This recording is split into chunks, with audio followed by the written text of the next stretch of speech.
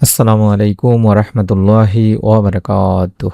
প্রিয় দর্শক, আল্লাহ তাআলার অশেষ রহমতে আপনাদের সবাইকে স্বাগতম। আজ আমরা এমন একটি সময় নিয়ে আলোচনা করব যেটিকে ইসলামের অন্যতম বরকতময় সময় হিসেবে বর্ণনা করা হয়েছে। সেই সময়টি হলো রাতের শেষ তৃতীয়াংশ বা শেষ রাত। অনেক মানুষ জীবনের কঠিন সময়ে দোয়া করেন, কিন্তু সবাই জানেন না যে এমন একটি সময় রয়েছে যখন মহান রব আল্লাহ তাআলা তার বান্দাদের বিশেষভাবে আহ্বান করেন। নবী মুহাম্মদ সাল্লাল্লাহু আলাইহি ওয়াসাল্লাম আমাদের সেই মহামূল্যবান সময়ের সুসংবাদ দিয়েছেন। তাই আজকের আলোচনায় আমরা জানব শেষ রাত বলতে কি বোঝায়, কেন এই সময় এত গুরুত্বপূর্ণ, সহিহ হাদিসে কি বলা হয়েছে, কিভাবে দোয়া করলে তা উত্তম হয় বা কবুল হয়, কোন দোয়াগুলো বেশি বেশি পড়া যায়, একজন মুসলিম কিভাবে এই সময় নিজের জীবনের অংশ বানাতে পারেন। আশা করছি ভিডিওটি মনোযোগ দিয়ে সম্পূর্ণ দেখবেন, নতুন কিছু জানতে চলেছেন ইনশাল্লাহ। প্রথমে জানব শেষ রাত বলতে কি বোঝায়। ইসলামী পরিভাষায় শেষ রাত বলতে রাতের শেষ এক তৃতীয়াংশকে বোঝায়। যদি মাগরিব থেকে ফজর পর্যন্ত সময়কে 3 ভাগ করা হয়, তবে শেষ ভাগে হলো শেষ তৃতীয়াংশ। এই সময় অধিকাংশ মানুষ গভীর ঘুমে থাকে, কিন্তু যারা আল্লাহর সন্তুষ্টির জন্য ঘুম থেকে উঠে ইবাদত করেন তারা বিশেষ মর্যাদার অধিকারী হন। সহিহ হাদিসে এই সময়ের সুসংবাদ রয়েছে। আবু হুরায়রা রাদিয়াল্লাহু তাআলা আনহু থেকে বর্ণিত, রাসূলুল্লাহ সাল্লাল্লাহু আলাইহি ওয়াসাল্লাম বলেছেন, আমাদের মহান রব প্রতি রাতের শেষ তৃতীয়াংশে নিকটবর্তী আসমানে অবতরণ করেন এবং বলেন, কে আমাকে ডাকবে, আমি তার ডাকে সাড়া দেব।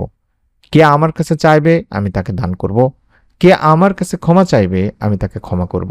সহিহ বুখারী ও সহিহ মুসলিম শরীফের হাদিস। এটি এমন একটি হাদিস যা একজন মুমিনের অন্তরে আশার আলো জাগিয়ে দেয়। খেয়াল করুন দিনী ভাই বোনেরা, এখানে আল্লাহ রাব্বুল আলামিন নিজেই বান্দাদের আহ্বান করছেন। এটি কত বড় সৌভাগ্যের একটি বিষয়। কেন শেষ রাতে দোয়া গুরুত্বপূর্ণ? কারণ এই সময়ে মানুষের মন সবচেয়ে শান্ত থাকে, রিয়া বা লোক দেখানোর সম্ভাবনা কম থাকে। বান্দা একান্তে আল্লাহর সামনে দাঁড়ায়, হৃদয় বেশি বিনয় হয়, মনোযোগ বৃদ্ধি পায়। আল্লাহর রহমত লাভের অন্যতম একটি সময় হলো এটি। তাহাজ্জুদের গুরুত্ব তাই অনেক। আল্লাহ তাআলা কোরআনে আল্লাহ রাসূল সাল্লাল্লাহু আলাইহি সাল্লামকে তাহাজ্জুদের নির্দেশ দিয়েছেন। আল্লাহ বলেন, রাতের কিছু অংশে তাহাজ্জুদ পড়ুন। তাহাজ্জুদ শুধু একটি নফল সালাত বা ইবাদত নয়, এটি আল্লাহর নৈকট্য লাভের অন্যতম মাধ্যম। অনেক নেককার বান্দা জীবনের বড় পরিবর্তন পেয়েছেন এই ইবাদতের মাধ্যমে। তাদের জীবনকে আল্লাহ তাআলা পরিবর্তন করে দিয়েছেন। দোয়ার কিছু আদব রয়েছে। এই আদব মেনে দোয়া করতে হবে বা নিয়ম মেনে দোয়া করতে হবে। যেমন দোয়া শুরু করুন আল্লাহর প্রশংসা দিয়ে। চাইলে সূরা ফাতিহা পড়তে পারেন অথবা আলহামদুলিল্লাহ বলে দোয়া শুরু করতে পারেন।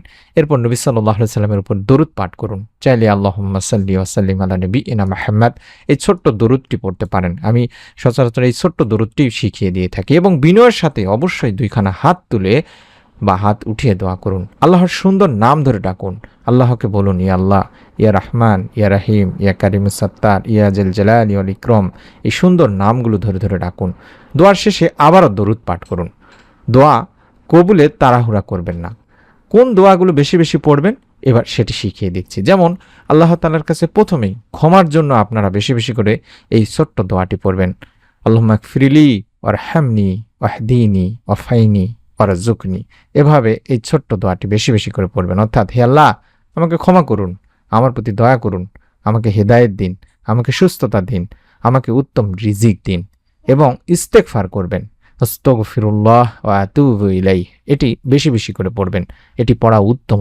এবং যেটি বললাম, দরুদ শরীফ পড়বেন। নবী সাল্লাল্লাহু আলাইহি সাল্লামের প্রতি বেশি বেশি দরুদ পাঠ করুন। চাইলে আল্লাহুম্মা সাল্লি ওয়া সাল্লিম আলা নবিয়িনা মুহাম্মদ এই ছোট্ট দরুদটি বেশি বেশি করে পড়ুন।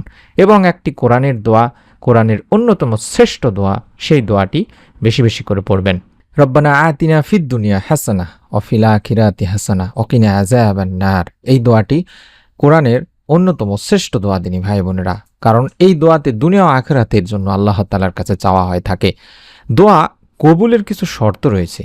যেমন হালাল উপার্জন হতে হবে, হালাল খাদ্য হতে হবে, আন্তরিকতা থাকতে হবে, সবর করতে হবে, আল্লাহর প্রতি দৃঢ় বিশ্বাস থাকতে হবে, গুনাহ থেকে তওবা করতে হবে, অন্যায়ভাবে করা হক নষ্ট করা যাবে না।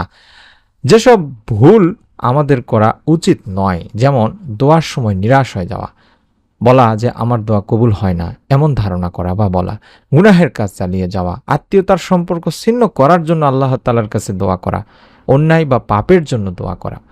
যদি আপনি তাহাজ্জুদ পড়তে না পারেন তাহলে এশার নামাজের পরে কমপক্ষে অন্তত 2 রাকাত নফল সালাত পড়ুন, অথবা বসে বসে আল্লাহর কাছে আন্তরিকভাবে দোয়া করুন, কয়েক মিনিট হলেও আল্লাহকে স্মরণ করুন, তাহলেও রব্বুল আলামিন আপনার দোয়া কবুল করতে পারেন। এই আমলগুলো আপনি তখনও করতে পারবেন। রাসূল সাল্লাল্লাহু আলাইহি ওয়াসাল্লাম আমাদেরকে শিক্ষা দিয়েছেন দোয়া কেন সঙ্গে সঙ্গে কবুল হয় না সেটার বিষয়।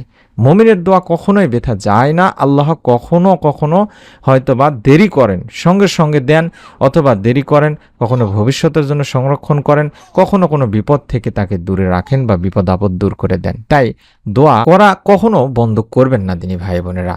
বাস্তব জীবনের কিছু শিক্ষা রয়েছে, যেমন হয়তো আপনার সংসারে কষ্ট আছে, হয়তো রিজিকের সংকট আছে, হয়তো অসুস্থতা রয়েছে, হয়তো সন্তানের জন্য দোয়া করছেন, হয়তো মানসিক অশান্তির মধ্যে আছেন।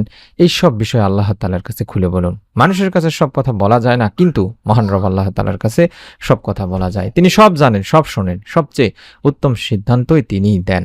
তাই দিনী ভাই বোনেরা, শেষ রাত আল্লাহর বিশেষ রহমতের একটি সময়। এই সময় ঘুম থেকে কষ্ট করে উঠে 2 রাকাত সালাত পড়ুন, ইস্তেগফার করুন, দরুদ পাঠ করুন, কোরআনের শ্রেষ্ঠ যে দোয়া সেই দোয়াটি পাঠ করুন, নিজের ভাষায় আল্লাহ তাআলার কাছে দোয়া করুন। আপনি আপনার মতো করে আল্লাহ তাআলার কাছে চান। আল্লাহ তাআলা আমাদের সবাইকে শেষ রাতে জেগে ইবাদত করার তৌফিক দান করুন, আমাদের দোয়া কবুল করুন এবং দুনিয়া ও আখিরাতে কল্যাণ দান করুন। আমিন। ভিডিওটি উপকারী মনে হলে অবশ্যই ভিডিওটিতে একটি করে লাইক দিবেন, কমেন্টে অন্তত আমিন লিখে নিয়ত করবেন এবং আপনার নিকটাত্মীয় স্বজন কাছের মানুষজনের কাছে ভিডিওটি অবশ্যই শেয়ার করে দিবেন।